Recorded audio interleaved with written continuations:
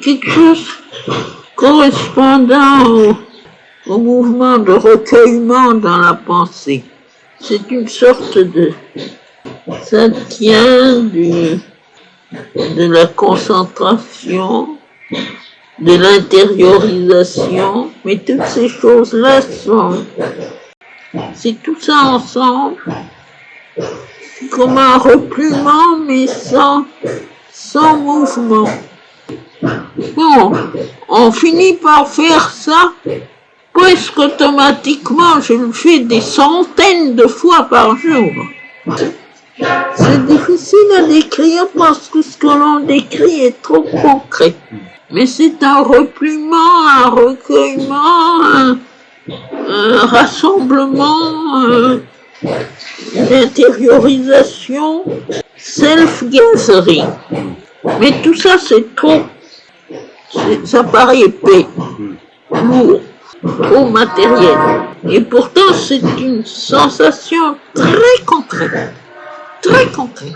Et immédiatement, ça amène une stabilisation. Tout s'arrête. Tout s'arrête au point que s'il y a une vibration douloureuse, c'est fini. Elle n'existe plus. Et si on sort de ça, elle est là. Ça ne guérit que si on insiste pour un certain temps. Autrement, ça peut être simultané. N'est-ce pas, la façon d'exprimer la plus superficielle, c'est de faire un pas en arrière. Mais naturellement, c'est pas ça. Mais ce n'est pas le même aller au-dedans que lorsqu'on veut trouver son être psychique, par exemple. C'est pas le même mot. Aller au-dedans pour trouver son être psychique, on a l'impression d'un déplacement. Mais là, il n'y a pas de déplacement. C'est sur place.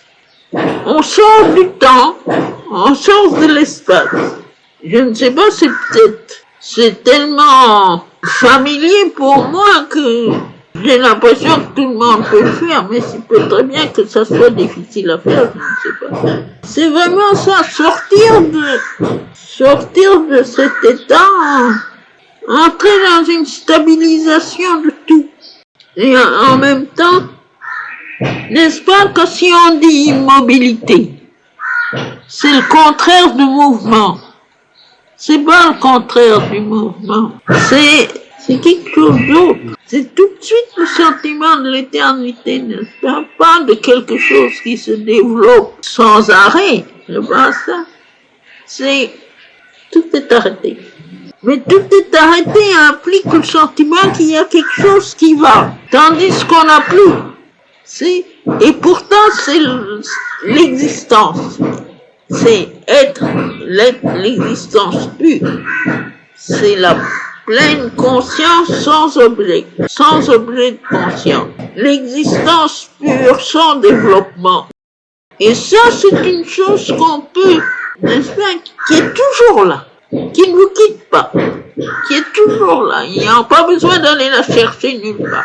C'est toujours là. C'est-à-dire, si on se met à penser, n'est-ce pas, qu'il ne peut pas y avoir de monde si ça c'est pas là. Qu'il ne peut pas y avoir ni de temps, ni d'espace, ni de mouvement, ni de conscience, ni de rien, si ça c'est pas là. Par conséquent, c'est partout.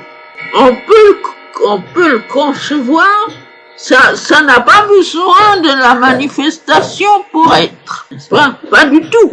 Mais la manifestation ne peut pas être sans ça. Et en effet, le but de la méditation, c'est d'attraper ça. Et n'importe quel chemin est bon parce qu'on est sûr de l'attraper parce que c'est là, n'est-ce pas? C'est pas quelque chose qu'on doit aller chercher très loin. C'est pas ça, c'est là. C'est devenu comme une sorte d'habitude.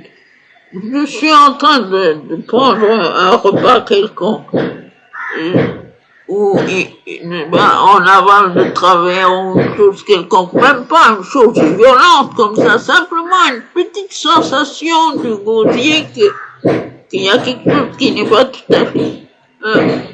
On fait ça une seconde. Je parle à quelqu'un et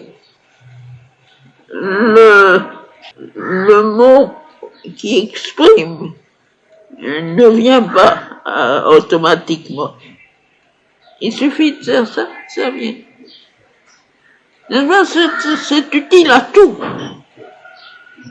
Ça remet les choses en ordre. Et c'est ça que tu as dans ta méditation.